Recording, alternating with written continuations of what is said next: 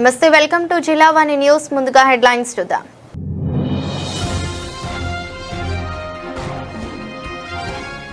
కాపు సామాజిక వర్గానికి ద్రోహం చేసింది వైసీపీ ప్రభుత్వమేనని, న్యాయం తెలుగుదేశం పార్టీయేనని కొత్తపేట ఎమ్మెల్యే బండారు సత్యనందరావు.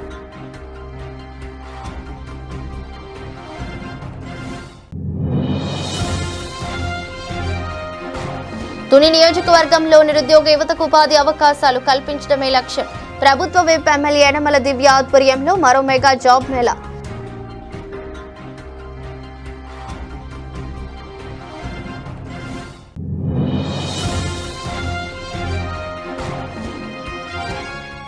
నగరం గ్రామంలో ముస్లింలు భక్తి శ్రద్ధలతో అతి పవిత్రంగా మొహరం పీర్లు ఊరేగింపు. ప్రతి పంజా నుండి పేర్లతో పంజీషా వరకు మతం.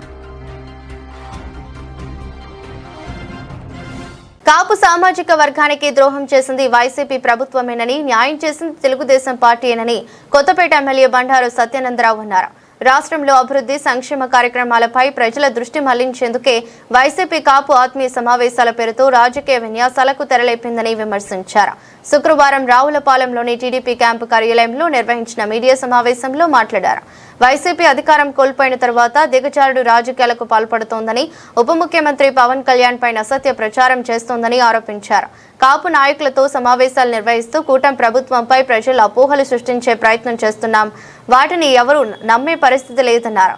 2019 ఎన్నికల ప్రచారంలో కాపు రిజర్వేషన్ల సాధ్యం కాదని వైసీపీ అధినేత బహిరంగంగా ప్రకటించిన విషయాన్ని గుర్తు చేశారు. అప్పట్లో ఆ పార్టీలో ఉన్న కాపు నాయకులు ఎవరూ స్పందించలేదని, ఇప్పుడు రాజకీయ ప్రయోజనాల కోసం కాపుల పేరును వినియోగించుకోవాలని చూస్తున్నారని విమర్శించారు. ఇక ఈడబ్ల్యూఎస్ రిజర్వేషన్లలో కాపులకు ప్రయోజనం కల్పించడంలో టీడీపీ ప్రభుత్వం కీలక పాత్ర పోషించిందన్నారు. కాపు ఉద్యమ నేత ముద్రగడ పద్మనాభం అనారోగ్యంతో ఉన్న సమయంలోనూ వైసీపీ ప్రభుత్వం పట్టించుకోలేదని విమర్శించారు. ఇక చిరంజీవి పట్ల కూడా అవమానకరంగా వ్యవహరించిందని ఆరోపించారు. ప్రజా సంక్షేమం, అభివృద్ధి కూటమి ప్రభుత్వ ధ్యేయమని, విద్యా, ఉద్యోగాలు, స్వయం ఉపాధి రంగాల్లో కాపు యువతకు మరిన్ని అవకాశాలు కల్పించేందుకు చర్యలు తీసుకుంటోందన్నారు. ఇక రాజకీయ స్వార్థం కోసం కులాల మధ్య చిచ్చు పెట్టే ప్రయత్నాలను ప్రజలు తిప్పికొడతారని అన్నారు. కూటమి ప్రభుత్వం అధికారంలోకి వచ్చిన తర్వాత అభివృద్ధి పరుగులు పెడతా ఉంది.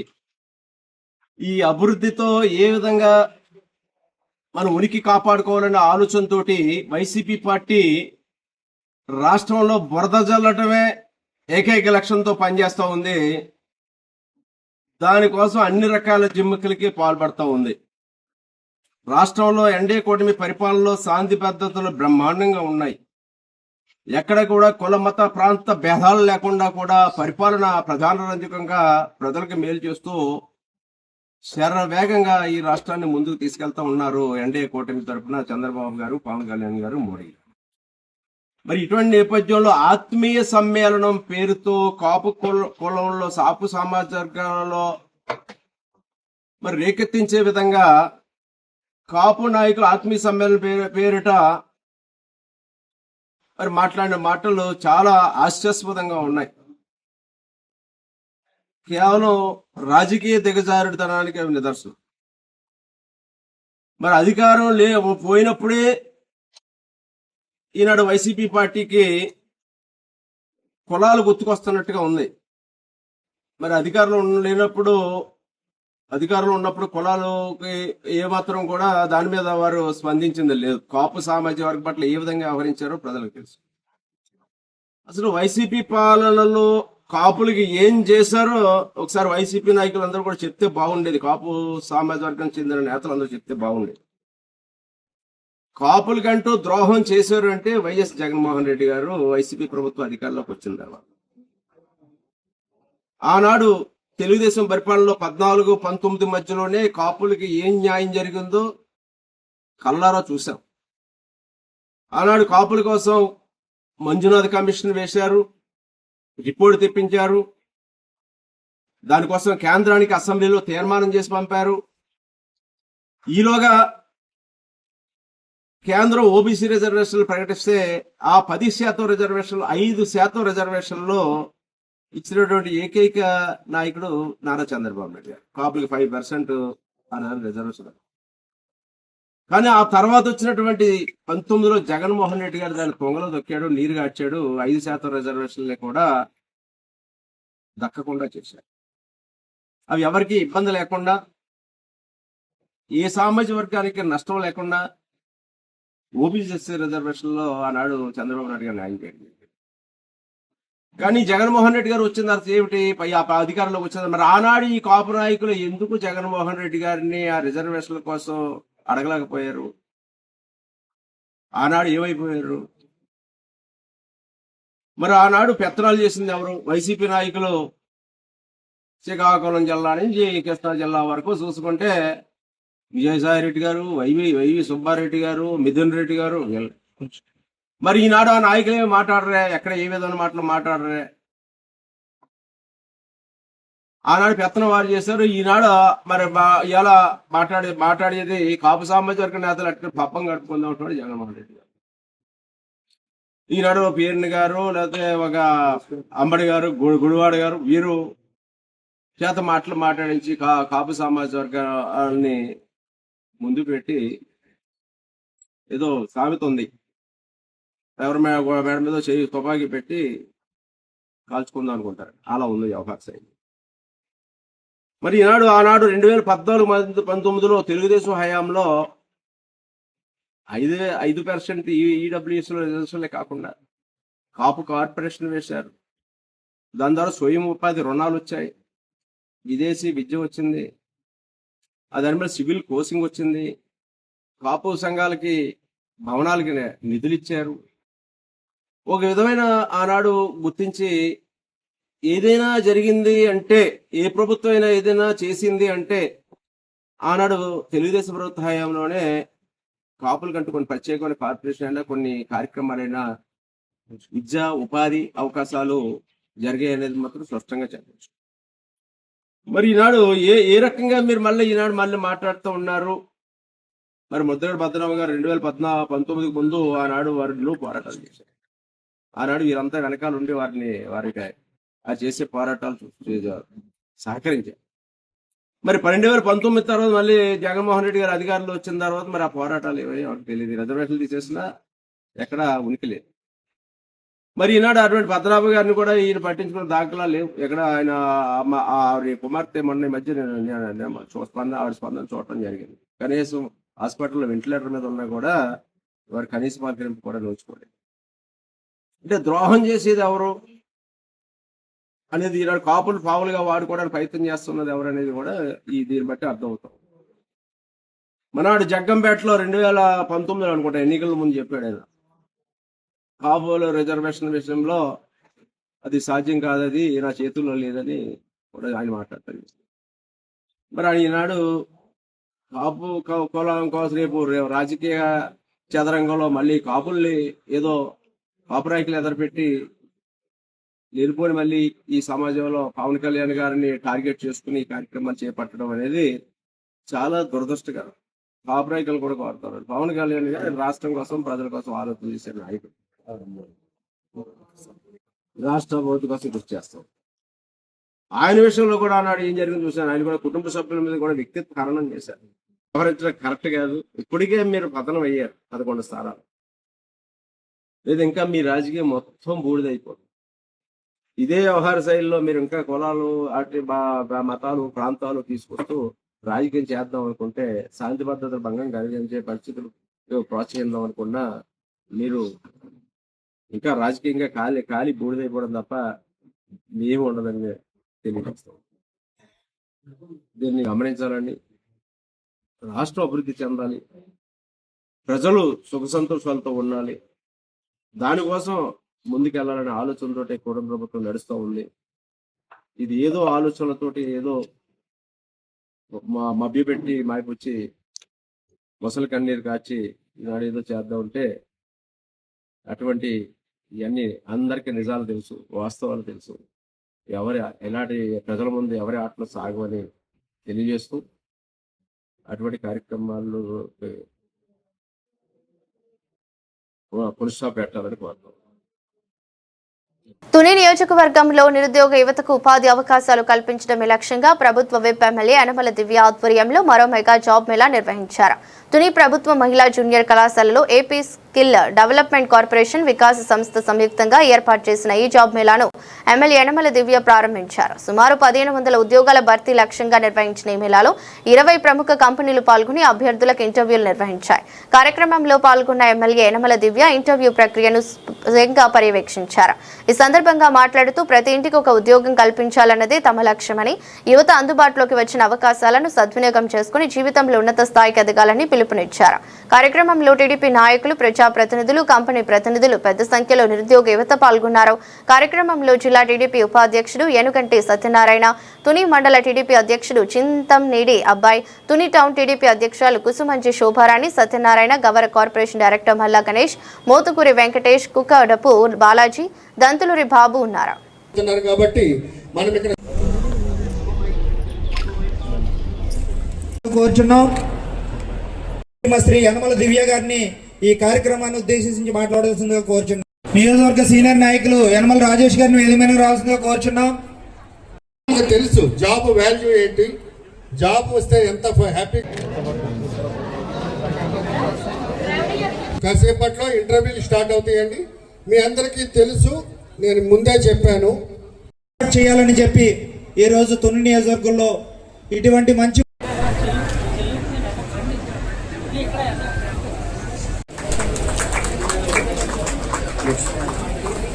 ఫస్ట్ నెక్స్ట్ ప్రిన్సిపల్ గారిని వేదికగా రావాల్సిందిగా కోరుచున్నాం. అంబేద్కర్ కోనసీమ జిల్లా పి గన్నవరం మొహరం సందర్భంగా నగరం గ్రామంలో ముస్లింలు భక్తి శ్రద్ధలతో అతి పవిత్రంగా మొహరం పీర్లు ఊరేగింపు నిర్వహించారు. దుఃఖ దినాల్లో భాగంగా అషూర కార్యక్రమంలో హజరత్ ఇమాం హుసేన్ పేరున మాతం చేస్తూ భక్తుల శోకంతో ఈ కార్యక్రమంలో పాల్గొని ప్రతి పంజా నుండి పీర్లతో పంజిష వరకు మాతం నిర్వహించారు. భక్తులు సుదూర ప్రాంతాల నుండి వేల భక్తులు పాల్గొని మొక్కులు చెల్లించుకుని ప్రసాదాలు స్వీకరించారు. కార్యక్రమంలో హిందూ కూడా పాల్గొని మొక్కులు చెల్లించుకున్నారు. పిల్లలు పెద్దలు మతం చేసుకుంటూ పంజిష చేరుకుని ప్రత్యేక ప్రార్థనలు చేశారు.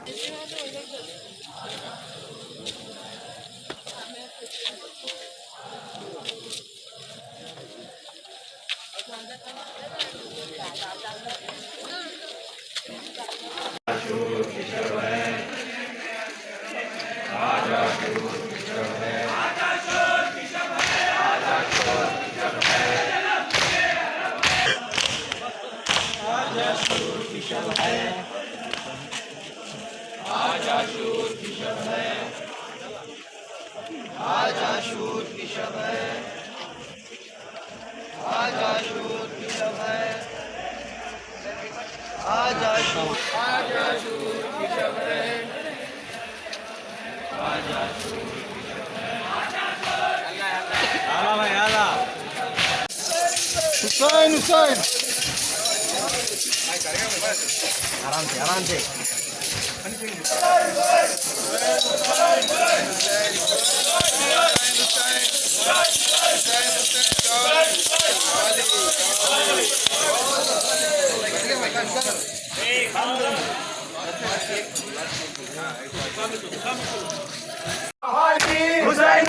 से की कमाई हुसैना हुसैन, इसमें सब तीरों से घर पार हुआ है हुसैना हुसैन, लाशा तेरा पामाल हुआ है हुसैना हुसैन, हाय बेटा तेरा क्या हाल हुआ है हुसैना हुसैना हुसैन, लगा सीने में भाला हुसैना हुसैन, मेरे घर का उजाला हुसैना हुसैन, क्या खादों से पाला हुसैना हुसैन, लगा सीने में भाला हुसैना हुसैन, का उजाला हुसैना हुसैन, का उजाला हुसैना हुसैन, लगा सीने में भाला हुसैना हुसैन, उजाला हुसैना हुसैन,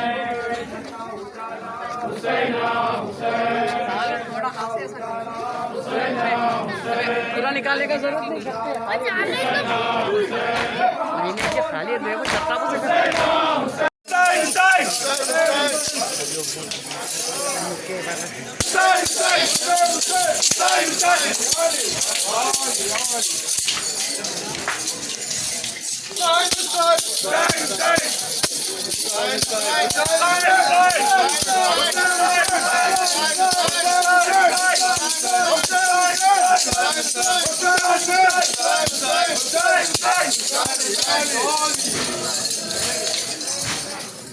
మాదక ద్రవ్యాల బారిన పడుతున్న యువతను అప్రమత్తం చేయడం ప్రతి ఒక్కరి బాధ్యతని స్టార్ వాకర్స్ క్లబ్ వ్యవస్థాపకులు Gedela Indira Prasad, walkers international deputy governor Sasapu Jogi Naidu, area vice president PG గుప్తాలు అన్నారు. అంతర్జాతీయ మాదక ద్రవ్యాల దుర్వినియోగం మరియు అక్రమ రవాణా నిరోధక దినోత్సవాన్ని పురస్కరించుకుని శ్రీకాకుళం నగరం ఆర్ట్స్ కళాశాల ప్రాంగణంలో స్టార్ వాకర్స్ క్లబ్ ఆధ్వర్యంలో అవగాహన కార్యక్రమం జరిగింది. ఈ సందర్భంగా క్లబ్ వ్యవస్థాపక అధ్యక్షులు గేదెల ఇందిరా ప్రసాద్ మాట్లాడుతూ మాదక ద్రవ్యాలు యువత భవిష్యత్తును అంధకారంలోకి నెడుతున్నాయని ఆందోళన వ్యక్తం చేశారు. మత్తు పదార్థాల వ్యసనం వల్ల ఆరోగ్యం, కుటుంబం, సమాజం తీవ్రంగా నష్టపోతాయని పేర్కొన్నారు. విద్యార్థులు యువత చెడు అలవాట్లకు దూరంగా ఉండి విద్య, క్రీడలు, సామాజిక సేవలపైన దృష్టి సారించాలని సూచించారు. ఇక ప్రభుత్వం, పోలీసులు, స్వచ్ఛంద సంస్థలు, ప్రజలు సమిష్టిగా కృషి చేసినప్పుడే మాదక ద్రవ్యాల నిర్మూలన సాధ్యమవుతుందని తెలిపారు.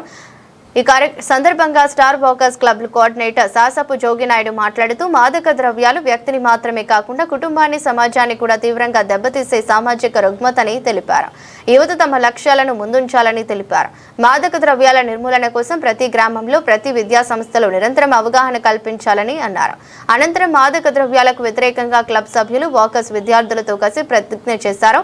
కార్యక్రమంలో స్టార్ వనితా వాకర్స్ క్లబ్ అధ్యక్షురాలు గేదెల లక్ష్మి, స్టార్ వాకర్స్ క్లబ్ అధ్యక్షులు గోలి ఉమామేశ్వరరావు, స్టార్ వాకర్స్ క్లబ్ సభ్యులు, వాకర్స్ యువత, క్రీడాకారులు ఉన్నారు. ఈ అలవాటు అవడం వల్ల ఎన్ని ప్రాబ్లమ్స్ వస్తాయంటే అది తీసుకుంటే మీరు మత్తులోకి వెళ్ళిపోతారు. మత్తులోకి వెళ్ళిపోయిన తర్వాత ఎన్ని తప్పుడు పనులు చేస్తారో అది మీకు అర్థం కాదు.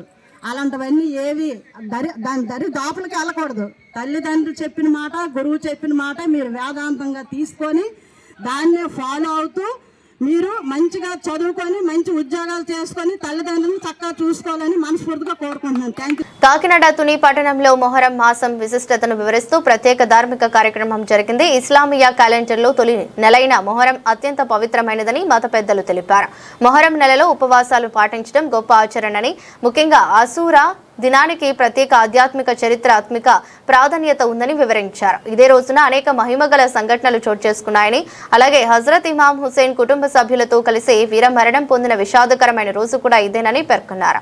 కార్యక్రమంలో మసీదు కమిటీ అధ్యక్షుడు ఎం అహ్మద్ ముఖ్తార్తో అన్వర్ భాషా, సుభాని అహ్మద్, అలీ బాబ్జీ, షేక్ నాగూర్ మాస్టర్, అహ్మద్ ఈసా, షేక్ ఖాదర్ బాబా, అబ్దుల్ ఇసాక్, కబీరుద్దీన్, షబీర్, షేక్ చోటు, గఫార్, జిలానీ, రఫీ, జమీర్, పలువురు మత పెద్దలు, ముస్లిం సోదరులు ఉన్నారు. हराम का महीना आज मुहर्रम की 10वीं तारीख आशूरा का दिन है और ये इस्लामी तारीख का पहला महीना है और इस महीने की बहुत सारी फजीलत है। बिलखुसूस इस माह मुहर्रम में 10वीं तारीख को, जिसे आशूरा का दिन कहा जाता है, इसमें रोज़ा रखने की फजीलत बहुत सी है। हदीस पाक में है कि हज़रत अली फरमाते हैं कि जो इस मुहर्रम हराम की 10वीं तारीख को रोज़ा रखे तो उसके पिछले गुनाह माफ़ हो जाते हैं। और बिलखुसूस जब प्यारे नबी मक्का से मदीना गए तो वहाँ यहूदियों को देखा कि वह इस महीने की 10वीं तारीख को आशूरा के दिन रोज़ा रखते हैं। तो प्यारे नबी ने पूछा कि यह क्या है, तो यहूद ने कहा कि हम इस दिन रोज़ा रखते हैं और इस दिन हज़रत मूसा अलैहिस्सलाम को उसके फ़िरऔन से नजात मिली थी, इसलिए हम रोज़ा रखते हैं। प्यारे नबी ने इरशाद फरमाया कि हम मूसा अलैहिस्सलाम को तुमसे ज़्यादा मानने वाले हैं, इसलिए आपने रोज़ा रखा और साहबे किराम को रोज़ा रखने का हुक्म। మొట్టమొదటి నెలగా మొహర్రముని పరిగణించడం జరిగింది. ఈ యొక్క పవిత్ర ఖురాన్ గ్రంథంలో కూడా నేను 12 నెలల్ని పవిత్రంగా నేను చేశాను. ఆ 12 నెలల్లో 4 నెలలైనటువంటి జిల్హిజ్జా, జిల్ఖాయిదా, మొహర్రం మరియు రజబ్ నెలను నేను పవిత్రమైనవిగా నేను చేసి అందులో యుద్ధాలని కాకుండా శాంతిపూర్వకంగా జీవితం గడపాలి అనేటటువంటి ఆదేశం ఇవ్వడం జరిగింది. ఇందులో ఎన్నో మొహర్రం నెలలో ఎన్నో మహిమాన్వితమైనటువంటి అద్భుతాలు జరిగాయి. మొట్టమొదటిగా హజరత్ ఆదం ప్రవక్త గారు భూమి మీదకి వచ్చాక హజరత్ అవ్వాని కలిసింది ఈ మొహర్రం నెల 10వ రోజు అనేటువంటి ఆషూరా రోజే కలవడం జరిగింది. అదేవిధంగా హజరత్ ఇబ్రాహీం అలైహిస్సలాంని ఏ రోజైతే అగ్నిగుండంలో వేశారో వారి ప్రార్థనని స్వీకరించి అల్లాహ్ తాలా ఆ అగ్నిగుండంని ఆర్పివేసి వారిని రక్షించిన రోజు కూడా ఈ ఆషూరా దినమనే మన చారిత్రాత్మకంగా తెలుస్తుంది. అదేవిధంగా హజరత్ యూనుస్ అలైహిస్సలాంని చేప పొట్టలోంచి 40 రోజుల తర్వాత సముద్రపు ఒడ్డున తీసుకొచ్చినటువంటి మహత్తరమైనటువంటి అద్భుతమైన మహిమ కలిగినటువంటి రోజు కూడా ఈ ఆషూరా దినం అని చెప్పి ఈ యొక్క చారిత్రపూర్వకంగా తెలుస్తుంది. హజరత్ యూసుఫ్ అలైహిస్సలాం ప్రవక్త గారు వారిని నిర్బంధించి జైల్లో ఉంచిన తర్వాత అనేక సంవత్సరాల తర్వాత విడుదల చేసినటువంటి రోజు ఆషూరా దినం అని కూడా మనకు తెలుస్తుంది. ఇటువంటి మహిమగలమైనటువంటి ఎన్నో అద్భుతాలు ఈ మొహరం నెలలో 10వ తేదీన జరగడం జరిగింది. అంతేకాకుండా ఈ యొక్క మహమ్మద్ ప్రవక్త వారు తెలియజేసింది ఏంటంటే, ఈ యొక్క ఎవరైతే ఈ మొహరం నెల 10వ తేదీన ఆషూరా రోజున ఉపవాసం ఉంటారో వారి యొక్క గత సంవత్సరం చేసినటువంటి పాపాలన్నీ కూడా మన్నించి వారిని పుణ్యకార్యాలుగా తీర్చిదిద్దబడతాయి అని చెప్పేసి హదీసులో తెలియజేయడం జరిగింది. అదేవిధంగా ఈ యొక్క విషాదం ఏమిటి అంటే, మొహరం నెలలో హజరత్ మొహమ్మద్ ప్రవక్త వారి మనవడు ఇమాం హుసేన్ రజియల్లాహు తాలా అన్హు వారిని వీరమరణం పొందింది కూడా ఇదే రోజు జరిగింది. కాబట్టి ఆ రోజు తన దైవ ధర్మం కోసం తనని తన కుటుంబాన్ని అర్పించి వీరమరణం పొందినటువంటి హజరత్ ఇమాం హుసేన్ గారికి జ్ఞాపకంగా ఈరోజు మొహరంన పేదలకు అన్నదానం చేయడం జరుగుతుంది.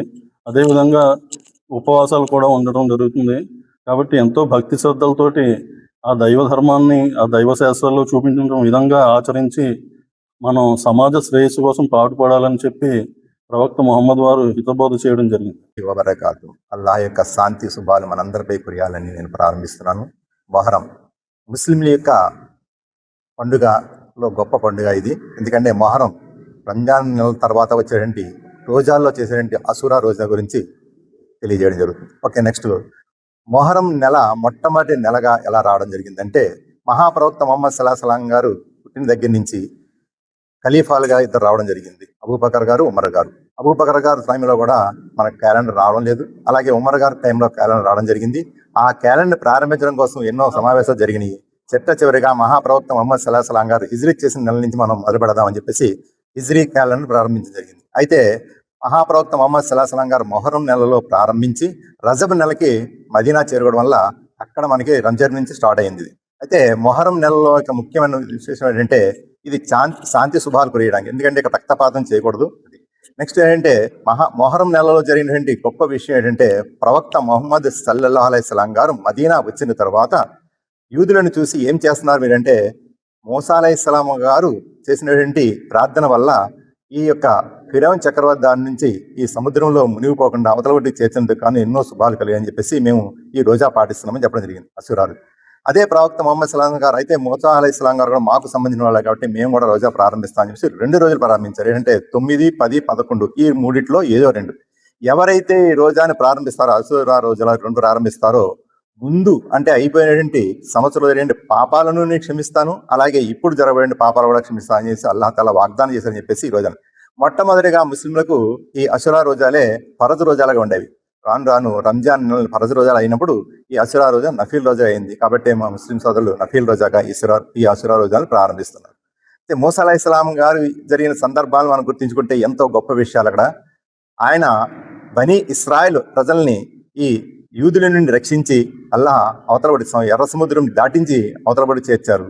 అదే ఈ బనీ ఇస్రాయేల్ యొక్క బానిసల్ని ఎవరైతే హింసించారో ఈ ఫిరౌన్ చక్రవర్తిని కూడా అదే సముద్రంలో మధ్యకు రావగానే మూసివేయడం జరిగింది. ఆయన అక్కడ సహిదే.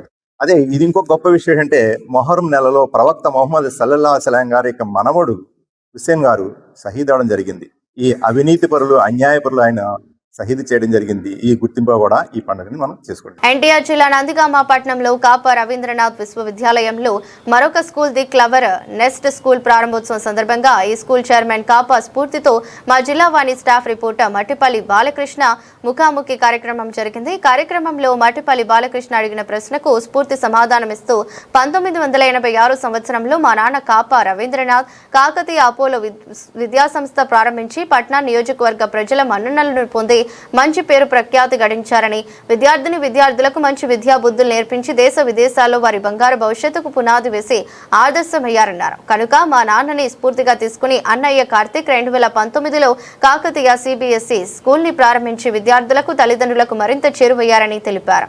ఇక ప్రారంభించినానే ఈ స్కూల్ చక్కటి ఆహ్లాదకరమైన వాతావరణంతో, విశాలమైన గదులు, సువిశాలమైన ప్రాంగణంతో, అత్యాధునిక పరికరాలతో, ప్రత్యేకమైన విద్యా బోధన పద్ధతులతో, డిజిటల్ క్లాస్ రూమ్లతో, కంప్యూటర్ రూమ్లతో, పిల్లలకు ఆకర్షణీయమైన రంగులతో గదులు నిర్మించామని, చక్కటి టేబుల్ బెంచీలు, ఆట వస్తువులు పిల్లలను ఆకర్షించే విధంగా ఉన్నాయని, యోగా డాన్స్లకు ప్రత్యేక గదులు ఏర్పాటు చేశామని, పిల్లల మానసిక వికాసానికి తగిన విధంగా విద్యా బోధన ఉంటుందని తెలిపారు. స్టేట్ గవర్నమెంట్ సిలబస్ తో నడుపుతున్న ఒక ప్రత్యేకమైన స్ట్రెస్ ఫ్రీ విద్యా సంస్థ ఇదన్నారు. ఈ అవకాశాన్ని పట్టణ నియోజకవర్గ ప్రజలందరూ వినియోగించుకోవాలని మీ జిల్లా వాణి ఛానల్ ద్వారా మనసారా కోరుతున్నా అన్నారు. ఎన్టీఆర్ జిల్లా నందిగామ నగర పంచాయతీ పరిధిలో ఉన్నటువంటి ది క్లవెస్ట్ స్కూల్ నూతనంగా ఈరోజు ప్రారంభించబడింది. మరి ఆ ది క్లవెస్ట్ స్కూళ్లకు కరస్పాండెంట్ అండ్ ప్రిన్సిపల్గా ఉన్నటువంటి స్ఫూర్తి మేడం మన మధ్య ఉన్నారు. మరి ఈ క్లవెస్ట్ స్కూల్ ప్రారంభించడానికి ముఖ్య ఉద్దేశం ఏంటి, ఆ స్కూల్ యొక్క ఎయిమ్ అండ్ ఆబ్జెక్టివ్స్ ఏంటో పూర్తి వివరాలు మేడం గారికి తెలుస్తుంది. నమస్తే మేడం. మేడం, డాడీ రవీంద్ర గారికి నందిగామ పట్టణం కానీ నందిగామ నియోజకవర్గం కానీ తెలియని వ్యక్తి అంటూ ఎవరు లేదు. అలానే కాకతీయ అపోలో అంటే ఎప్పుడో మన 40,000 జూబ్లీ కూడా చేసుకోవడం జరిగింది. అతి భారీ ఎత్తులో రాజకీయ ప్రముఖులు, ప్రజాప్రతినిధులు, అధికారులు భారీ ఎత్తులో రావడం జరిగింది. డిప్యూటీ స్పీకర్ గారు, హోమ్ మినిస్టర్ గారు బాగా బేపత్రం చేస్తారు. అంతేకాకుండా ఇంత రావడానికి ప్రధాన కారణం డాడీ యొక్క కృషి పడుదల అని ప్రతి ఒక్కరూ చెప్పక తప్పదు. ఎందుకంటే డాడీ 86లో స్కూల్ పెట్టి ఒక మంచి విద్యను ఈ నందిగామ పట్టణ వాసులకు, పరిసర ప్రాంత వాసులకు, మరీ ముఖ్యంగా రైతులకు మంచి అవకాశాలు ఇస్తూ మంచి పేరు ప్రఖ్యాతి గడించి, అలాగనే వారి శిష్యుల్ని అనేక దేశ విదేశాల్లో కూడా పెట్టడం జరిగింది. అది డాడీ చరిత్ర. అయితే ఆ డాడీని స్ఫూర్తిగా తీసుకొని వారి కుమారుడు అంటే మీ అన్నయ్య కార్తికేయ గారు మరొక స్కూల్ని 2019లో పెట్టడం జరిగింది. ఈ 2019లో పెట్టి వారు కూడా సుమారుగా ఇప్పుడు ఇంత కాంపిటీషన్లో కూడా CBSE నడుపుతూ సుమారు 600 మంది పైగా అడ్మిషన్ తీసుకోగలిగారు. అంటే డాడీ స్ఫూర్తిని తీసుకొని మంచిగా నడపగలిగారు. మరి డాడీ గారి కూతురు, అన్నయ్య గారి చెల్లి అయిన స్ఫూర్తి అయిన మీరు ఎవరి స్ఫూర్తిగా తీసుకొని ఈ స్కూల్ పెట్టారు? అసలు మీ స్కూల్ పెట్టడానికి ఉద్దేశం ఏంటి? ఈ స్కూల్ ఈ ఫ్లవరెస్ట్ స్కూల్ అని ఎందుకు పెట్టారు? అంటే ఆ ప్రత్యేకత ఏంటి? ది ఫ్లవరెస్ట్ ఏంటి అసలు? ఆ పేరు పెట్టుకోవడానికి మీ ముఖ్య ఉద్దేశం ఏంటి? ముందుగా మీరు అడిగిన ప్రశ్న జిల్లావాణి ప్రేక్షకులకు అందరికీ నమస్కారం. నా పేరు Spoorthi Kapa, founder and director of Kakatiya and Apollo institutions as well as the cleverest school. Right. So ఇప్పుడు మీరు అడిగిన ప్రశ్న ఎవరి స్ఫూర్తిని తీసుకొని మీరు ఈ స్కూల్ పెట్టడం జరిగింది అనేది అడిగారు. నాకు ఇద్దరు స్ఫూర్తి. ఎందుకంటే చిన్నప్పటి నుంచి కూడా మా నాన్నగారు చూశాను, మా అమ్మగారు కూడా అడ్మినిస్ట్రేషన్లో ఉండడం జరిగింది. సో మా వాతావరణం అంతా స్కూలే ప్రపంచంగా, అడ్మినిస్ట్రేషనే ప్రపంచంగా మేము చూస్తూ వచ్చాం. ఎందుకంటే మా నాన్నగారు మాతో స్పెండ్ చేసినటువంటి టైం చాలా తక్కువ. అలానే నాకు 10th క్లాస్ దాకా, నర్సరీ నుంచి 10th క్లాస్ దాకా నేను కాకతీయలోనే చదవడం జరిగింది. దాని తర్వాత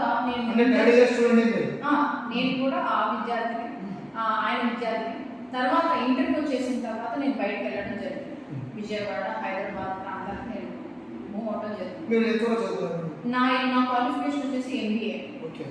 దాని తర్వాత 15 years IT ఎక్స్పీరియన్స్ ఉంది. As a recruitment manager and డైరెక్టర్గా వర్క్ చేశాను కంపెనీస్లో. అమెజాన్, క్యాప్జెమినీ లాంటి పెద్ద పెద్ద కంపెనీస్లో వర్క్ చేస్తున్నాను. ఇకపోతే మరి ఇంటర్కి నేను బయటకు వెళ్ళిన తర్వాత కూడా నాకు ఎప్పుడు సెలవులు ఉన్నా కూడా నందిగా వచ్చానంటే ఇంట్లో కూర్చోవడం అనేది ఉంది. ఖచ్చితంగా స్కూల్కి రావడం, సార్కి హెల్ప్ చేయటము, మేడంకి హెల్ప్ చేయటము, మీ పేరెంట్స్తో కానీ, టీచర్స్తో కానీ, పిల్లలతో మమేకమై నేను వాళ్ళతో వెళ్ళేదాన్ని. ఎందుకు మీకు ఆసక్తి కలిగింది? ఎందుకంటే నా చిన్నప్పటి నుంచి కూడా నేను అది చూస్తూ వచ్చాను. నాలో ఉన్నటువంటి అడ్మినిస్ట్రేషన్ స్కిల్స్ని సార్ చూశారు, ఎంకరేజ్ చేసేవాళ్ళు. లేదు నువ్వు రావాలని సార్ అనక ముందే మాలో ఉన్నటువంటి మా దగ్గర వర్క్ చేసేటటువంటి టీచర్స్ ఎంతోమంది ఈవిడే నెక్స్ట్ స్కూల్ రన్ చేస్తారనేటటువంటి అనుకునేవాళ్ళు. అంటే కాకతీయ అపోలోని సార్తో పాటు టేక్ ఓవర్ చేస్తుంది ఈవిడే అనేది అనేవాళ్ళు అనమాట. అన్నప్పుడు అప్పుడు నాకు అంత తెలిసేది కాదు, కానీ నాకు ఇంట్రెస్ట్ అనేది ఫస్ట్ నుంచి ఉండేది. ఎందుకంటే సెలవులు అనగానే ఎవరైనా సరే ఫ్రెండ్స్తో కానివ్వండి టీవీ ముందు అతుక్కుపోయే రోజులు. కానీ నేను ఎప్పుడు కూడా స్కూల్లో సార్తో పాటు కూర్చొని పేరెంట్స్ వాళ్ళు ఏం ప్రాబ్లమ్స్ ఏం చెప్తున్నారు, వాళ్ళు ఏం ఎక్స్పెక్ట్ చేస్తున్నారు, ఇవన్నీ వింటూ ఉండేదాన్ని. అలానే టీచర్స్తో ఎలా వర్క్ చేయించుకుంటున్నారు, ఎలా మాట్లాడి లౌక్యంగా సార్ మంచితనం, సార్ పేషెన్స్, ఇవన్నీ నేను చాలా దగ్గరుండి అంటే మీలాంటి వాళ్ళందరూ వినటం కొంతవరకు చూడటం జరిగింది. కాకపోతే నా పరిస్థితికి వచ్చేసరికి అందరికంటే ఎక్కువగా చాలా దగ్గరగా నేను సార్ని వాచ్ చేయడం జరిగింది.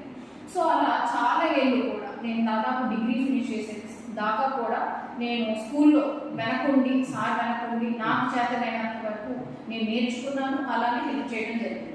దాని తర్వాత నా మాస్టర్స్ వచ్చేసరికి MBA చేశాను, నేను ఆస్ట్రేలియా వెళ్ళడం జరిగింది. ఆ తర్వాత నేను అక్కడ సెటిల్ అవ్వాలన్న ఆలోచన నాకు ఎప్పుడు లేదు. ఆస్ట్రేలియాలో సెటిల్ అవ్వాలి, ఎప్పుడు కూడా నా మాతృభూమికి నేను ఏదో చేయాలి అనేటువంటి ఆలోచనతోనే ఉన్నాను. కానీ వెళ్ళిన రీజన్ ఏంటి అని అంటే అడ్మినిస్ట్రేషన్ స్కిల్స్లో నేను కొంత బెటర్గా నేర్చుకోవాలి అని అనుకోవడం జరిగింది. కాబట్టి మాస్టర్ ఆఫ్ బిజినెస్ అడ్మినిస్ట్రేషన్ అనేది నేను చేశాను ఆస్ట్రేలియా. దాని తర్వాత వచ్చిన తర్వాత అందరి పేరెంట్స్ లానే మా పేరెంట్స్ కూడా పెళ్ళి అనే దాన్ని తీసుకొచ్చారు. నేనేమన్నానంటే నేను చదువుకున్నాను, నేను కొంతకాలం వర్క్ చేసుకుంటాను, అసలు నేనేంటి అనేది బయట మార్కెట్లోకి నేను వెళ్ళాలి అనే ఆలోచనతో నేను బెంగళూరు మూవ్ అవడం జరిగింది. వెళ్ళిన 15 రోజులకి నాకు పెద్ద కంపెనీ క్యాప్జెమినీ లాంటి కంపెనీలో జాబ్ రావడం జరిగింది. దాని తర్వాత 3.5 ఏళ్ళ పాటు నేను అదే కంపెనీలో వర్క్ చేశాను. అలా నా ప్రస్థానం సాఫ్ట్వేర్ ఇండస్ట్రీలో ప్రస్థానం అనేది స్టార్ట్ అయింది. దాని తర్వాత కూడా మా మదర్ గారికి ఒక మేజర్ యాక్సిడెంట్ అనేది జరగడం జరిగింది. సో అప్పుడు అది 4 సంవత్సరాలు. సో 4 సంవత్సరాల క్రితం ఎప్పుడైతే మా ఇంట్లో ఆ యాక్సిడెంట్ జరిగిందో మా నాన్నగారికి ఎప్పుడు చేరుగా ఉండేటటువంటి అమ్మగారు లేని మా మదర్ బెడ్ అయిపోయారు అనమాట. సో ఆ లోటుని నేను తీర్చాలనేటటువంటి ఆలోచనతో నేను బెంగళూరులో ఉన్నా కూడా నాకు వీలైనంత వరకు నందిగాం ప్రయాణం చేస్తూ అక్కడి నుంచి స్కూల్ ని ఫోన్లో మానిటర్ చేసుకుంటూ టీచర్స్తో సంభాషణ ఇవన్నీ చేస్తూ ఉండేదాన్ని. సో దాని తర్వాత నెమ్మదిగా సార్ నాకు ఏమన్నారంటే పేరెంట్స్ ఎక్కువగా కోరుకుంటుంది బిల్డింగ్ చేంజ్ అవ్వాలి, మంచి బిల్డింగ్ కావాలి అనేటటువంటిది ఆశిస్తున్నారు. నేను చదువుకున్న రోజుల్లో ఏ బిల్డింగ్ అయితే ఉందో ఇవాటికి అదే బిల్డింగ్ ఉంది. దాన్ని కొంత రెనోవేట్ చేసుకుంటూ వచ్చాను తప్పితే పునాదిగా మనం ఏది చేయలేదు కాబట్టి పేరెంట్స్ కోరుకుంటున్నారు కాబట్టి మనం అది అనేది లేదు అనే దానికంటే కూడా ఇంకా బెటర్ ఇన్ఫ్రాస్ట్రక్చర్ ప్రొవైడ్ చేయాలి. అందుకని ఎప్పుడైతే సార్ ఆ మాట అన్నారో మనం ముందుకు వెళ్ళిపోదాము అని చెప్పేసి అనుకోవడం జరిగింది. ఆ రోజు కూడా సారు మరి నా వయసుని దృష్ట్యా నేను ఇప్పుడు పెద్ద నేను కొత్తగా స్కూల్ పెట్టి లేదంటే ఒక పెద్ద బిల్డింగ్ కన్స్ట్రక్ట్ చేసి దాని మీద ఇన్వెస్ట్ చేసినప్పుడు నేను ఎంతవరకు అనే క్వశ్చన్ సార్ వచ్చింది. నేను అన్నాను అలా అనుకుంటే ప్రభుత్వాల్లో ఉన్నటువంటి చీఫ్ మినిస్టర్ కానీ ఎక్స్ చీఫ్ మినిస్టర్ కానీ ఎవరు అలా ఆలోచించలేదు. కాబట్టి మనం ముందుకు వెళ్ళాలి, ఏదైనా సరే మనం రెడీ టు ఫేస్ అని చెప్పేసి నేను ముందడుగు తీసుకోవడం జరిగింది. అందుకని దీనికి శంకుస్థాపన ఆ రోజు పడింది. ఎందుకంటే పేరెంట్స్ ముఖ్యంగా కోరుకున్నది ఏంటి అని అంటే మంచి బిల్డింగ్. ఇప్పుడున్న ఇవాటికి మా దగ్గర ఉన్న పేరెంట్స్ కూడా అంత రైతు వారు, కానీ పేబుల్ కెపాసిటీ ఉన్న వాళ్ళు కూడా ఉన్నారు. కానీ సార్ మంచితనము, సార్ ఉన్నటువంటి మార్కెట్ లో పేరు వల్లే బిల్డింగ్ వాళ్ళకంతా నచ్చినా నచ్చకపోయినా కూడా అక్కడ చదివిస్తున్నారు. కానీ ఆ పేరెంట్స్ క్యాటర్ చేయాలి అనేటటువంటి ఆలోచనతోనే మనం ఈ బిల్డింగ్ స్టార్ట్ చేసాం. అంటే 2022 మనం స్టార్ట్ చేసి లాస్ట్ ఇయర్ స్టార్ట్ చేసాం, అంటే 25.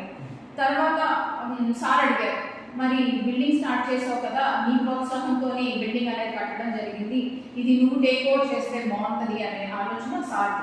దాని తర్వాత నేను డెఫినెట్గా, ఎందుకంటే ఆల్రెడీ నేను ఉన్నాను, కాకపోతే ఫ్రంట్ ద స్క్రీన్ అంటే స్క్రీన్ ముందర లేకపోయినా కూడా బిహైండ్ ద స్క్రీన్ నేను ఎప్పుడు ఉన్నాను. సో ఆ పరంగా ఈ బిల్డింగ్ స్టార్ట్ చేసి మరి బిల్డింగ్ ఒకటే ఇస్తే సరిపోదు, బిల్డింగ్ తో పాటు ఎడ్యుకేషన్ సిస్టమ్ ని కూడా మనం తీసుకురావాలి అనేటటువంటి ఆలోచన వచ్చింది. తర్వాత సార్ చూస్తే మీరు స్టేట్ బోర్డ్స్ అర్థమైందా. సో అలానే కార్తీక్ సార్ చూస్తే సెంట్రల్ బోర్డ్స్. మరి నేనేం పెట్టాలి అని అనుకున్నప్పుడు సార్ని ఏమని చెప్పానంటే స్టేట్ బోర్డులోనే కొత్త విధానాలను తీసుకుంటాము, ఎందుకంటే ఫీజు పరంగా అందరికీ అందుబాటులో ఉండాలి, కార్పొరేట్ సిస్టమ్కి కార్పొరేట్ స్కూళ్ళకి ధీటుగా నిలబడాలి, ధీటుగా ఉండాలి. అలాగే మామూలుగా అంటే అందరికీ ఎకనామికల్ గా ఉండాలి అనేటటువంటి ఆలోచనతో మరి అదొక్కటే సరిపోదు. దాంట్లో కూడా ఇంకేం మోటివేషన్ తీసుకురావాలి అని అంటే నాకున్నటువంటి ఎక్స్పోజర్తో నా పూర్వ అనుభవం అంతా కూడా రిక్రూట్మెంట్ అంటే హైరింగ్ చేసేదాన్ని అనమాట. సో నేను చాలా మందిని ఇంటర్వ్యూలు చేయటము, వాళ్ళని వేరే ఇండస్ట్రీస్కి పంపించడము, వాళ్ళ మంచి పోస్టుల్లోకి అపాయింట్ చేయడం, అది నా జాబ్. సో నేను అది తెలుసుకున్నాను. కాబట్టి ఇవాళ ఎడ్యుకేషన్లో ఉన్నటువంటి లోపం ఏంటి అని అంటే తెలుగు, ఇంగ్లీష్, సైన్స్, సోషల్ అని చెప్పేసి మనం రుద్దుతున్నాం, కానీ కమ్యూనికేషన్, ఇంగ్లీష్లో ఉండేటటువంటి కమ్యూనికేషన్ చాలా ప్రాధాన్యత ఇవ్వాలి, అది స్కూల్ స్టేజ్ నుంచే పిల్లలకు ఇవ్వాలి అనేటటువంటి ఆలోచన అనమాట. మీకు ఎంతైనా స్కిల్ ఉండొచ్చు, కానీ దాన్ని కమ్యూనికేట్ చేయాలి అని అంటే ఇవాళ బయట ప్రపంచం నందిగా దాటి మీరు బయటకు వెళ్ళాలి అంటే ఇంగ్లీష్లో కమ్యూనికేట్ చేయాలి. అది ఎంత ఎఫిషియెంట్గా చేయాలి అనేది మనం పెద్ద అయిన తర్వాత మనం నేర్చుకోవాలి అన్నా అది వచ్చేది కాదు. అందుకని చిన్నప్పటి నుంచి కూడా పిల్లలకి కమ్యూనికేషన్ మీద ముందు శ్రద్ధ పెట్టాలి అనేటటువంటి ఆలోచనతో క్లవర్నెస్లో డిజిటల్ క్లాస్ రూమ్స్తో పాటుగా ముఖ్యంగా ఏంటంటే తెలుగు, హిందీ ఇలా సబ్జెక్ట్స్తో పాటు మేము కమ్యూనికేషన్ మీద, పబ్లిక్ స్పీకింగ్ మీద పీరియడ్ అనేది అలాట్ చేయడం జరిగింది. అంటే పబ్లిక్ స్పీకింగ్ అంటే ఏంటి అంటే ముందు నర్సరీ నుంచి కూడా మేము పిల్లలకి ఒక టాపిక్ అనేది ఇవ్వడం జరుగుతుంది. ఆ టాపిక్కి 2 లైన్లు కూడా మేము వేస్తాం, వాళ్ళు బట్టి పడతారా ఏంటి అనేది వాళ్ళు ఇష్టం. కానీ నా ఉద్దేశం ఏంటంటే అందరి ముందు నుంచొని, క్లాస్ రూమ్లో అందరి ముందు నుంచొని వాళ్ళు అప్పచెప్తారా, గుర్తు పెట్టుకొని చెప్తారా, ఏదైనా కానివ్వండి, ముందు అందరి ముందు నుంచొని మాట్లాడడం అనేది అలవాటు చేయాలి పిల్లలకి అనేది నేను అనుకున్నాను. స్టేజ్ ఫియర్ లేకుండా ఎవరి ముందైనా సరే కళ్ళల్లో సూటిగా చూసి మాట్లాడేటటువంటి తత్వాన్ని మనం చిన్న క్లాస్ నుంచి అలవాటు చేసినప్పుడు ఫస్ట్ అబ్బెలుకోవాలి పిల్లలు. దాని తర్వాత ఎలా ఎక్స్ప్రెస్ చేయాలో తెలియాలి, దాని తర్వాత ఫ్లూయెన్సీ తెలియాలి, దాని తర్వాత ప్రొనౌన్సియేషన్, డిక్షన్ తెలియాలి. ఇవి చిన్న క్లాసుల నుంచి చేసుకొచ్చేటప్పటికి పెద్దయ్యేసరికి they will be very good in public speaking. ఆ రకంగా మన కమ్యూనికేషన్ పరంగా కూడా శ్రద్ధ పెట్టాలి అనేటటువంటి ఆలోచన.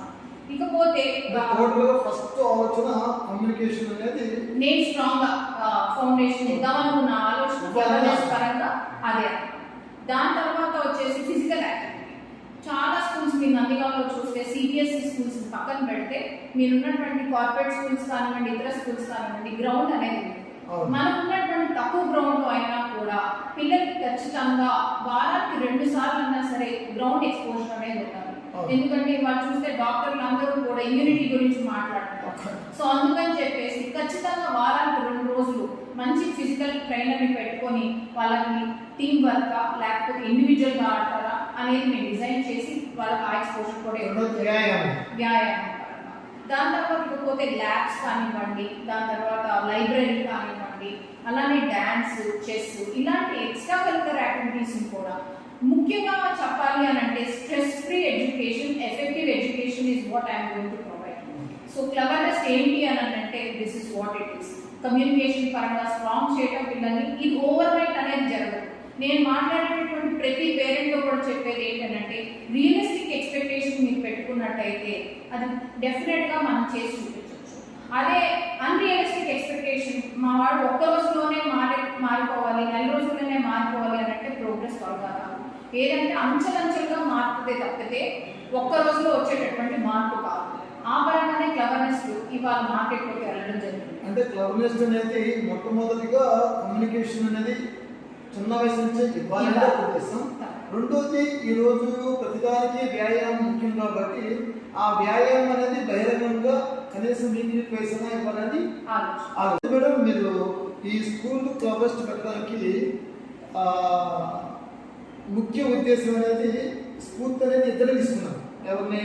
డాడీని తీసుకున్నారు, బ్రదర్ని తీసుకున్నారు. దీనికి ప్రత్యేకమైనటువంటి ప్రత్యేకతలు కూడా దీనికి ఇచ్చారు. ఒకటి ఫస్ట్ వచ్చేటప్పటికేమో కమ్యూనికేషన్ మీరు తీయాలి నుంచి అనేది ఒకటి. రెండోది శారీరక దారిద్ర్యం ఆరోగ్యపరంగా ఉండడానికి మరి ప్రత్యేకమైనటువంటి బహిరంగ వ్యాయామం అనేది చేయాలి అనేది ఒకటి తీశారు. మూడోది ఒకటి ఉందండి. మీకు చెప్పండి ఏంటంటే ఇవాళ మీరు క్యాంపస్ విజిట్ చేసినట్లయితే మీరు రెగ్యులర్ స్కూల్స్ కంటే కూడా భిన్నంగా చేయడం అనేది జరిగింది. అంటే రెగ్యులర్ మొనోటనీ ఆఫ్ ఏ స్కూల్ని మనం బ్రేక్ చేయాలనేటువంటి ఆలోచనతో ఫస్ట్ ఇన్ఫ్రాస్ట్రక్చర్లో మనం చేంజ్ చూపించడం జరుగుతుంది. ఎందుకు అని అంటే పిల్లలు స్కూల్కి రావాలంటే అమ్మ స్కూల్కి రావాలా నేను అనే ఆలోచన కాకుండా ఎప్పుడెప్పుడు స్కూల్కి వెళ్దామా అనేటటువంటి ఆలోచన ముందు బిల్డింగ్ పరంగా తీసుకురావాలని నేను ఆలోచించాను. దాని తర్వాత మీరు ఇందాక నన్ను ఒక ప్రశ్న అడిగారు, క్లవర్నెస్ అనే దానికి ఉద్దేశం ఏంటి? నెస్ట్ అనేది ఒక పక్షికి గూడు లాంటిది, అంటే హోమ్ అన్నమాట. సో దాంట్లో ఉండేటటువంటి ప్రేమ, కేరింగ్, ఆప్యాయత ఇవన్నీ కూడా మన స్కూల్లో అనేటటువంటి టీచర్స్ త్రూ ఇవ్వాలి. టీచర్ అనగానే వెంటనే భయపడిపోయే ఆలోచన కాకుండా నేను ప్రతి టీచర్కి కూడా చెప్పేది ఏంటంటే, ముందు మన పిల్లల్ని వేరే టీచర్ ఎలా ట్రీట్ చేయాలని అనుకుంటున్నామో మనం ఆ టీచర్ అవ్వాలి పిల్లలకి, మన దగ్గర జాయిన్ అయిన పిల్లలకి. ఆ రకంగా ముందు ప్రేమ, ఆప్యాయత చూపించాలి. ఏ రకంగా చూపించాలి? మీరు నేను చదువుకున్న రోజుల్లో ఇప్పటికీ కూడా చాలా స్కూల్స్లో టీచర్ క్లాస్లో రాగానే పుస్తకం తీస్తారు, పాఠం చెప్పేస్తారు. నేను అనేది ఏంటంటే కాస్త సరదాగా మాట్లాడండి. ఒక నిమిషం అయినా సరే ఒక కాన్వర్జేషన్, ఎలా ఉంది, వాళ్ళంతా బాగుందా, నేను హాలిడే కదా, మీరు ఏం చేశారు, I hope you had fun. ఇలా మాట్లాడినప్పుడు ఏంటంటే ఒక ఫ్రెండ్తో మాట్లాడుతున్నారు, ఒక ఫ్రెండ్ దగ్గర ఉన్నారన్న ఆలోచన వస్తుంది, కానీ అమ్మో టీచర్ అనేటటువంటి ఆలోచన రాదు. అంటే ముందుగా పిల్లల్లో ఉన్నటువంటి భయాలను పోగొట్టాలి, ఫ్రెండ్షిప్ అనేది తీసుకోవాలి. ఆ తర్వాత మనం ఏవైతే వాళ్ళు చెప్పాలనుకుంటున్నామో దాన్ని నింపాలనేది మీ ముఖ్య ఉద్దేశం. మీరు ఒక ఫ్లవర్ లిస్ట్లో CLEVR NES లిస్ట్ అంటే ఒక గూడు లేక ఒక ఇల్లు, ఒక మంచి ఇల్లు. మరి అది ఎలా పెంచుతుందో మీరు కూడా అలా పెంచాలని మనం అంటే తెలివైన వారిగా, భద్రత కలిగిన వ్యక్తులుగా పెంచాలనేదే ఈ యొక్క ఫ్లవర్ లిస్ట్ యొక్క ఉద్దేశం. పోతే అన్నయ్య కూడా స్కూల్ పెట్టారు అదే ప్రదేశంలో, ఇంచుమించుగా డాడీ స్కూల్కి ఆపోజిట్లో మీ స్కూల్, డాడీ స్కూల్కి కోతవేరు దూరంలో అనే స్కూల్. మళ్ళీ మీరు ఇదే ఎంపిక చేసుకోవడం కారణం అసలు టోటల్గా ఎంటైర్ ఫ్యామిలీ ఇదే ఎంపిక చేసుకోవడానికి సూటిగా అవుతున్నా మీరు బాధపడడానికి. ఇది కమర్షియల్ లేదంటే సర్వీస్? ఇది మీరు చూస్తే ఎడ్యుకేషన్ సిస్టంలో మార్పు తీసుకురావాలి అనేటటువంటి ఆలోచనతోనే నేను ఈ క్లవర్నెస్ని ప్రారంభించడం జరిగింది. ఇకపోతే మీరు అడిగినటువంటి కమర్షియల్ పర్పస్గా ఆలోచించాలని అంటే ప్రతి బిజినెస్ స్టార్ట్ చేసే వాళ్ళు కమర్షియల్గాను ఆలోచిస్తారు, at the same time service ఓరియంటెడ్గాను ఆలోచిస్తారు. నేను ఈ బిల్డింగ్లో కూర్చొని ఆలోచించగా ఆలోచించలేదు అనే దానికి స్కోప్ లేదు. కానీ ముఖ్య ఉద్దేశం ఏంటంటే ముఖ్య ఉద్దేశం ఏంటి అని అంటే నా మీద నేను ఇండివిజువల్గా ఒక మార్కెట్లోకి వచ్చినప్పుడు నేను గెలిచినా ఓడినా ఏదైనా ప్రజలు యాక్సెప్ట్ చేస్తారు.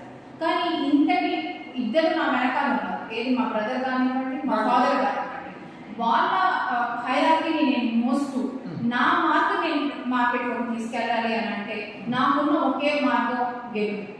దాన్ని నేను వాళ్ళ మీద బాధ్యత కూడా వాళ్ళు నా మీద ఇచ్చిన బాధ్యత కంటే నాకు ఎక్కువ బాధ్యత ఏంటి అని అంటే వాళ్ళ పేరు ముందు నిలబెట్టాలి, దాంతోపాటు నా పేరు చాటి చెప్పాలి. ఆ రకం.